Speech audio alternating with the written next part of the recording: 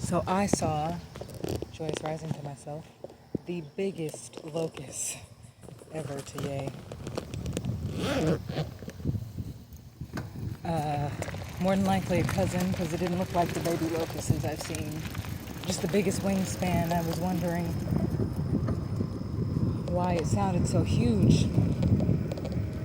It's because it was huge.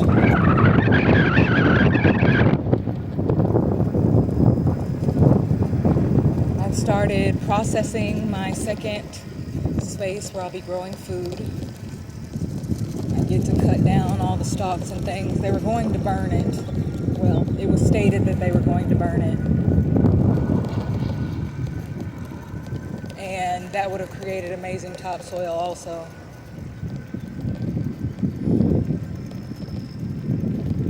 So I'm cutting it down now, and I've gotten pretty far. I needed my mini chainsaw and my knot mower. I say knot mower because it's not a weed eater. A weed eater has plastic wire, and this has metal.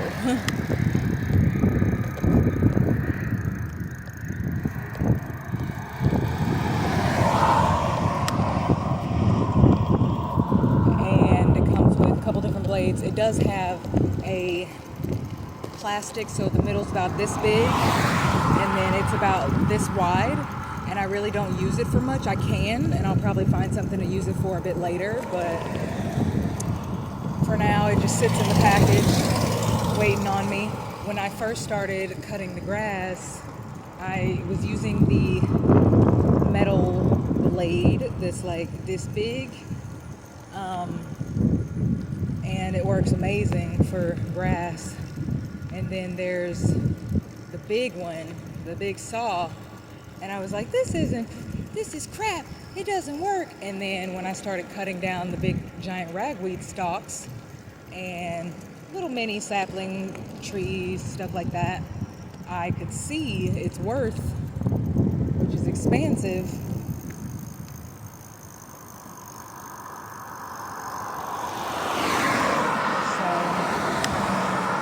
I'm happy for that.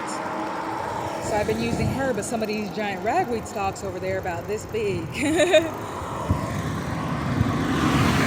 I can cut them down, but to get them closer to the ground, I've been getting in there with my mini 8-inch saw that I got. It has a battery, so it's portable, which I love. I figured out how to work it. The blade does come loose quite a bit when you're working with it. But I do know how to make sure it's tight and pay attention to the signs. And so this rising, I got a bunch of the stumps that were about, this yay high that I had already cut down as much as I could with the tools that I had. And I went through and cut them as low as I could with the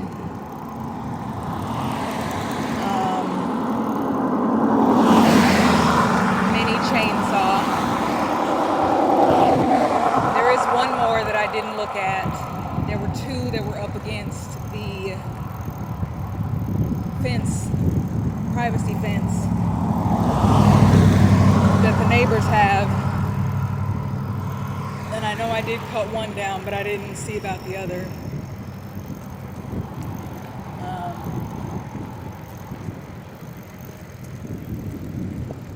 Yay, it moved. I was ready for that metal plate in the middle of the road. And it moved over to the right. I'm grateful. I had to move some tires. Ooh, that's a snake baby. I had to move some tires from up here out of the road. I do that most of the time because tires have metal pieces that keep them together, metal wire. And that metal wire is smaller than a staple, but it will puncture my bicycle tires. And that's not nurturing to me, especially since they're not giving me, $25, $30 to get new tires. So,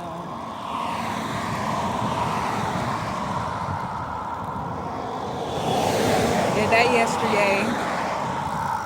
I moved over my last brush pile that I had created in my first 11 years of creating space for my food forest. And so it's over away from the people's window, so I can not be so loud when I create that chipped wood later. And then there's some kind of distorted dogma that happened in this trailer on this property that's beside the property that I'm on, and they have never decided to sell the property, and they have not been taking care of the trailer. It had a front porch light on for years, and they let it overgrow a whole lot, and so new sapling trees and all kinds of stuff. And so they hired someone, and somebody came out and got rid of all the saplings. And so that wood is easier for my wood chipper to cut down. I've experienced that the wood chipper doesn't process certain types of wood. Like there's some that I got from the lady's house around the corner that even if it was little, it was hairy, fibrous before you got to the core, and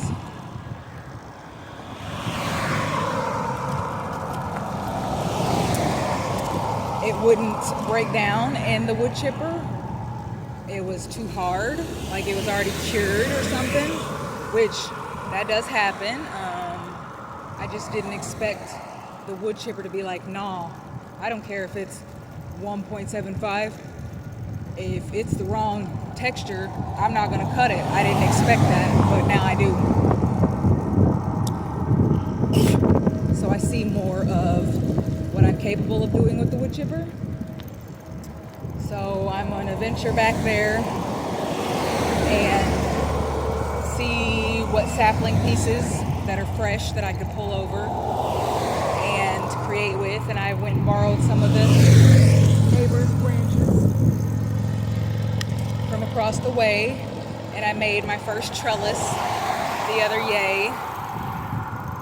I saw an infinite being do it on TikTok, and the branches that I had gotten weren't as willowy, green, bendable. So I have had to stop. I've got to stop crocheting. I crochet and knit ambidexterily, but the fibers that I am able and capable to get from the store are full of poisonous chemicals. Acrylic is made out of crude oil, and I shouldn't be handling it with my hands, the same as I shouldn't be using Vaseline products because it's crude oil cousin, handling it with my hands. There's a lot of things that for me I don't put on my body because I see the pesticides and chemicals that it's made with. Like I got to experience a bit of craziness with the lemongrass pure essential oils. Nothing that they make is pure. And when we think forward to the dogmas and how Christianity and religion has gone, the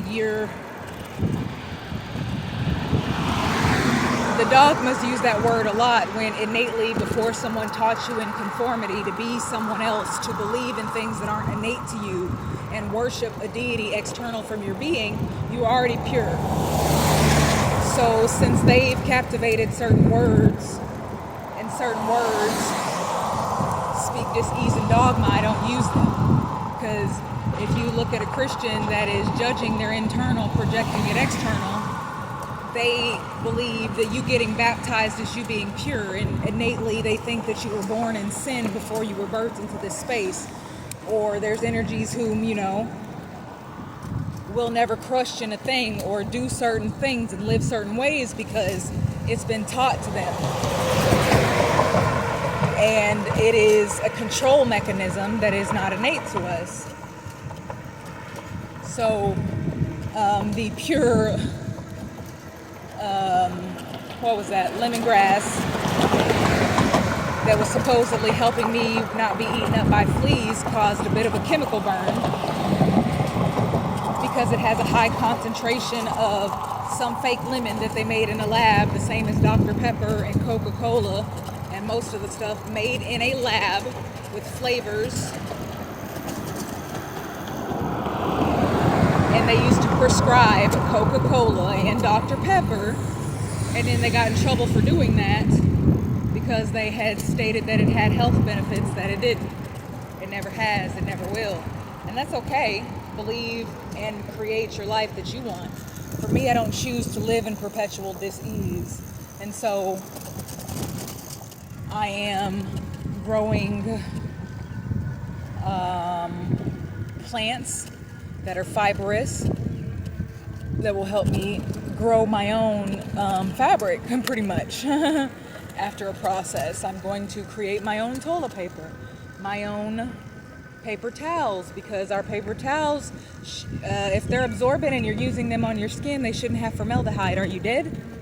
Our fingernail polish, when I was 7, when they used to put the ingredients on the back, has formaldehyde in it. It was one of the very first ingredients.